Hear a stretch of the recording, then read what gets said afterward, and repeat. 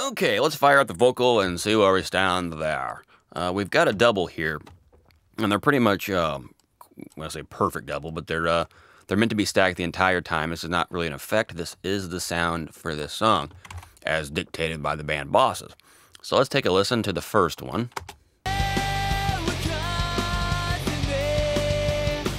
You can hear on lay, there's probably a 300 hertz thing that's bugging me a little bit stuffy sounding. And not a million, but probably knocking a decibel or two off there with a multiband would be nice. Continuing.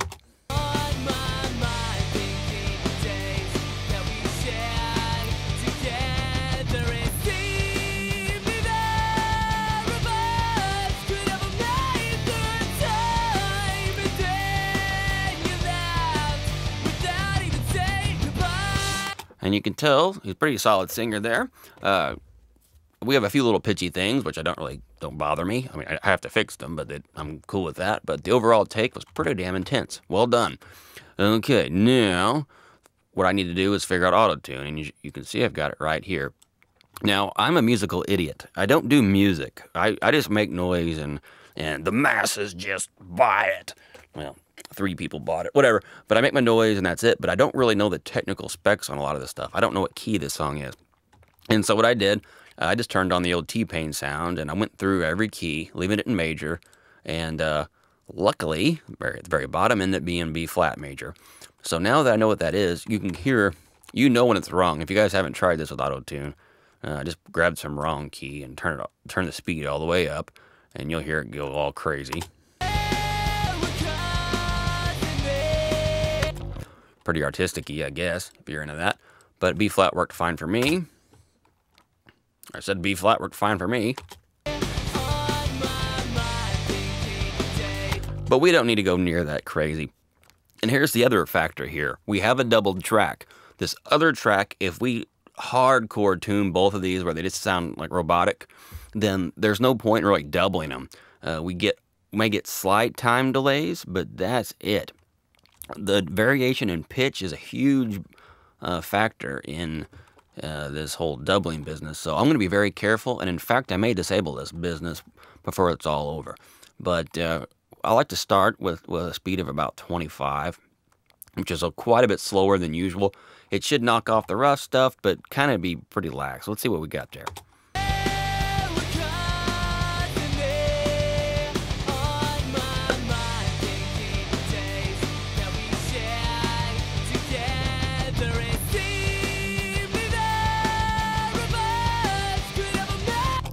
And of course, one thing that bothers me when I slow it down like that is I could hear it kick in, like it leaves the crappy pitch and then fixes. And sometimes that can actually be more glaring and more obvious than if we would have just went pretty fast with it. So I may go back and use the Cubase pitch corrector thingy-majig, which is a lot more like Melodyne. It's trying to be. Okay, but for now, let's go ahead and take care of that 300 hertz thing. And that's the deal with these kind of, with double vocals for sure, is we're going to get frequencies that build up and stack, and we do not want cloudy stuff on top of one another. That's a big time problem. You do not want to do that. So I want to use my favorite multiband. You could use just about any multiband for this, but I like this one. Okay, and let's find that first by sweeping. And see, was that one word that really bothered me? But EQ could probably do this, but I just got a hunch I'd rather do it with multiband. And why, you ask? Well, because I don't really want to thin the vocal out on words that don't need it. I just want to, anytime the vocal crosses some line, there, whatever that is, 300 hertz, I want to say, hey, that's enough of that. So let's see here.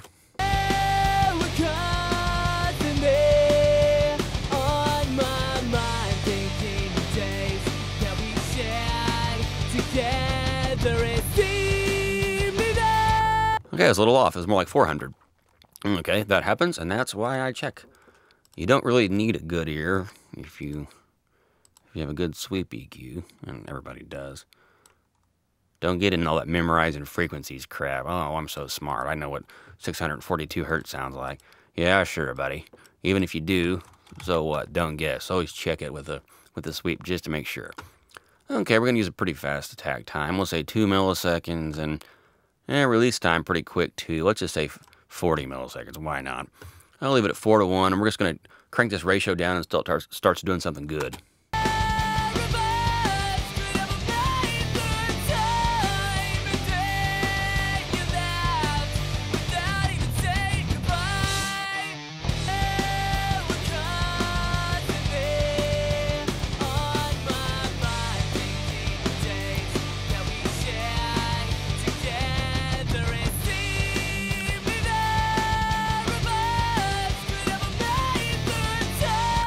Okay, I'm going pretty heavy-handed here. I didn't expect to notch that much off, but two particular criteria come to mind.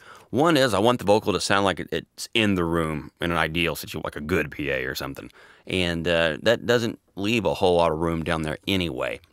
By using that metric, that particular criteria of saying, does it sound like he's right there in front of my face? I usually end up scooping this low-mid junk quite a bit from these rock vocals. Now, Frank Sinatra and that kind of stuff, maybe not, but for this, we're definitely pretty aggressive about it. The other factor is we have that double. And so two vocals that are doubles that are a little bit thin kind of add up to thicken up. I don't know why or how it does that, but I've seen it happen a trillion zillion times. So let's start blending into that other take and see if my lies pan out here. Okay.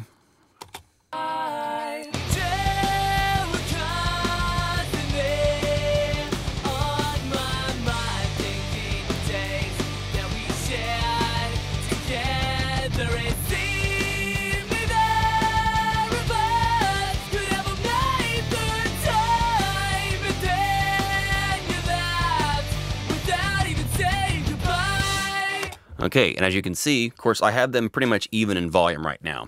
And that's a 50-50 split between both tracks. Each one's contributing equally, I mean. And going that aggressive always, or almost always, sounds strong. What we have here is a really bold sound, and I don't like it. I don't want to go near that bold. What I want to do now, actually, since that was not... I was hoping to get lucky by doing no processing, it would just work.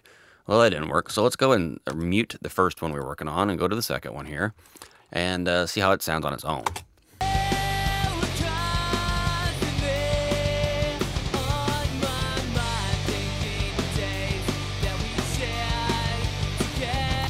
And it just kind of sounds a little bit more stuffy than the other one, a little bit darker.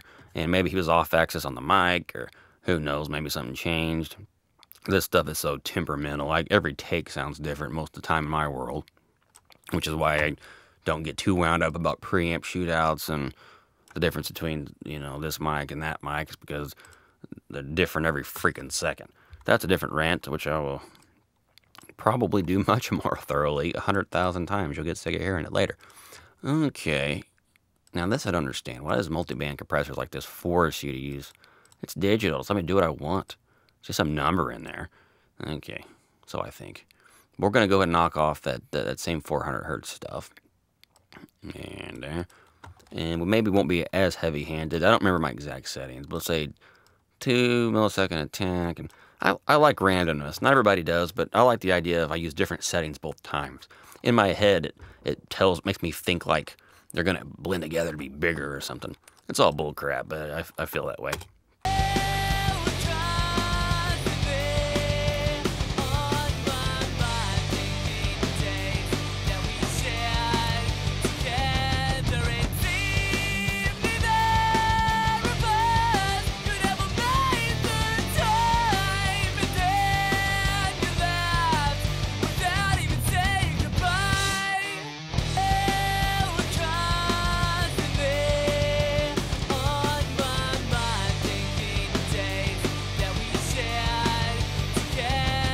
Okay, and I'm pretty happy with that vocal too.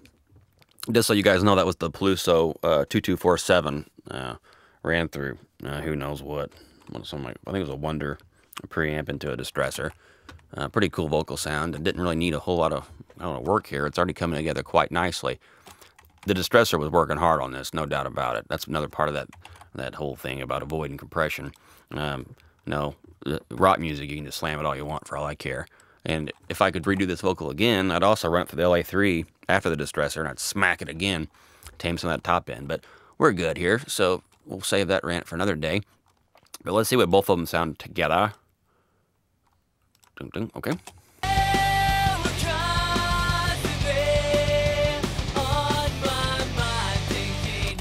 Okay, now the first thing is you can hear that low mid stuff is definitely building up. That's part of that modulation chorus doubled sound, and we have ways to solve that. But in the meantime, I'm more concerned about the pitch being too drastic. So I'm gonna go ahead and toss auto tune on this other dude too. But I don't know how I want to handle it yet. We're gonna have to just kind of earball this one and see what we get. Where you at, Terror? Auto tune. Okay. What did I say this thing was? B flat. Let's go with that. Okay, and we'll leave it at speed 20, and let's just see what happens.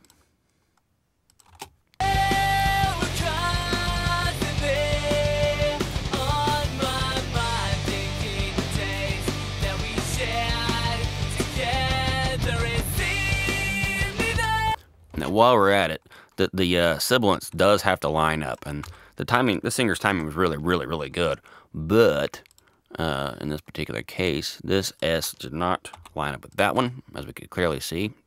The other dude's right here. So, whoops, wrong button. So, anytime the S's go, I don't want that. I'll just kill one. And then you could say, well, isn't that fake? And I say, yes, but I don't care. Anyway, here we go.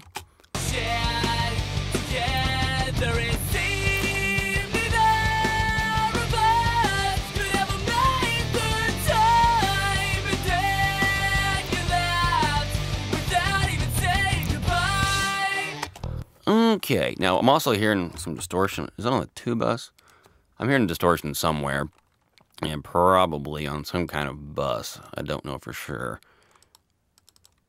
Yeah, maybe not. It could just be the Slate's VCC business, which I'm not even sure is on now that I think about it, but we'll get into that later.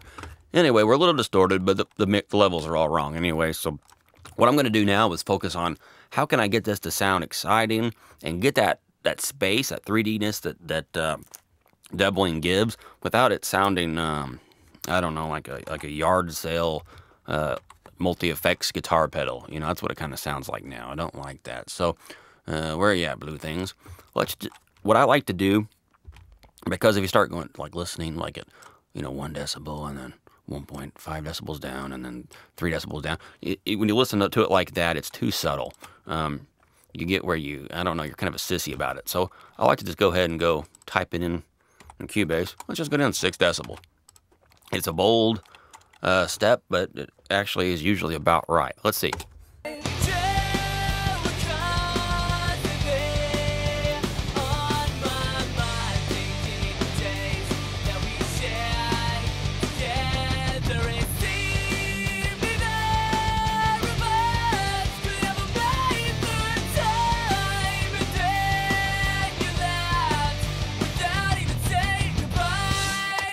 Okay, that's a pretty decent start. Now, we have some options with these doubles. We could use the Haas effect and send just one track to the left and right and not the center to kind of make it essentially a mid-side type of thing, with the second vocal being the sides and the first vocal being the center. So we can really get 3D in a hurry like that. I've got my Eventide H3000 if I want that kind of modulation sound. Which we kind of already got that, but it's so center. The center aspect of it's bothering me a little bit, and I wouldn't mind going a little wider. Then again, we got those big wide guitars, so maybe we don't need to. I don't know. We got the, what is it? The, damn it, I keep forgetting. What's the name of it? Losing my mind here. Well, you paid good money for this junk. You can, I don't know what. The Cooper Time Cube vocal dimension preset. Very useful in its own way for adding that 3D space without sounding too reverby. Of course, we can't rule out just reverb. So we're going to have to tinker here quite a bit. And I think this is the difference between me and you and anybody who's just really, really great at this. A-list mixer guys. They just happen to have a taste. They have a way of playing with their effects, and it's not about knowing how to use them. I mean, that's obvious. That's an obvious requirement. But prerequisite. But they just when they play with their effects and their stuff, they find things that people want to buy, and the people that are the mixers that make mixes that people want to buy keep getting hired. That's as far as it goes as far as being an A-list mixer. People bought their old stuff, and so they stay busy. So anyway, we'll see what happens. But this is a personal taste thing, And there's nothing wrong with being your own person here. And in fact, I think that was a Dave Pensado quote I really liked was, well, it's better to be different than to be good. And it's one thing to be able to get popular sounds. It's another thing when you have your own sound. So have fun and do this and make the music work, but there's no rules on this. And we'll come back to whatever I end up coming up with, scraping up here. But you guys probably don't need to see me just making a fool out of myself with snot dripping down my nose and all this business, because that's exactly what's going to happen for a while. All right, see you in a little bit.